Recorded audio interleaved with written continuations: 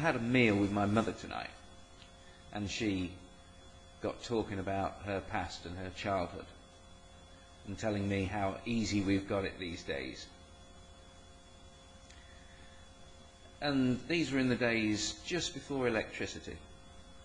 Streets were cobbled, coal was delivered to houses on carts pulled by horses. No electricity anywhere. The women of the village measured themselves by who got up the earliest to put out the washing. It was a status symbol, you see. Woe betide the woman that walked into the baker if she hadn't put her washing out until noon. They were all Catholic. It was a mining town. All the men worked in the pits and came out filthy and washed themselves in tin tubs that their wives had put out for them in front of the fire in the main room. And it strikes me that when a lot of people look at the modern world,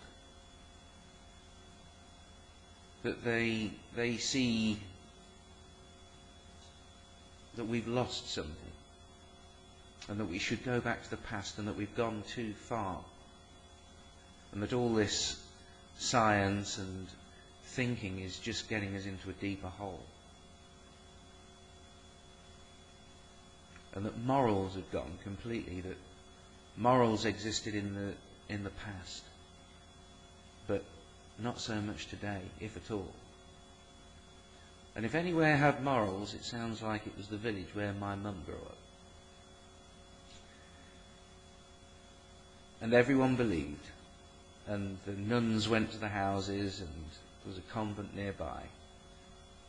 A lot of people would like to go back to that world without DVD players and advertisements and PIN numbers.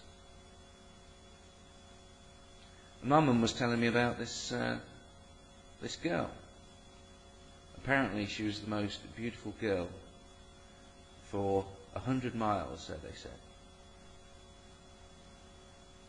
And she had a personality to go with it too. She wasn't spoiled by the fact that she was beautiful. She was friendly with everyone, a fine Catholic girl. Everyone knew her name, everyone loved her. She sparkled.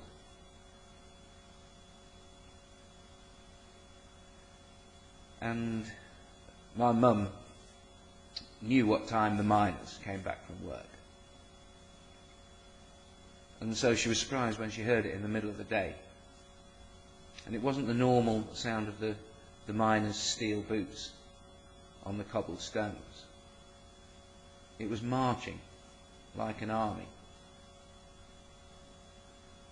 And my mother was a young girl, and she was able to push between her parents' legs and get out to see what was going on. And it was the miners at the wrong time of day.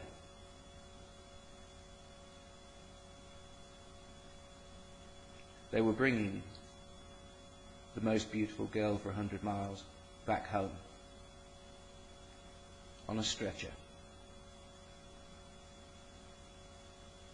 She'd drowned herself because she'd given in to that primal urge that can make clever people do really stupid things. She'd had sex. And she got pregnant. And she knew that everyone in the village would know about it. These people whose morality is superior to our 21st century morality. And she knew that they would turn on her. So she threw herself in the lake to drown herself, rather than face the shame of all those good salt-of-the-earth religious people staring at her in the bakers. Now, it's only one story. You know, we've all got stories that tell our side of the story. It's just one story, but I asked my mum whether she thought that it was the belief in God that was directly responsible for that girl's death.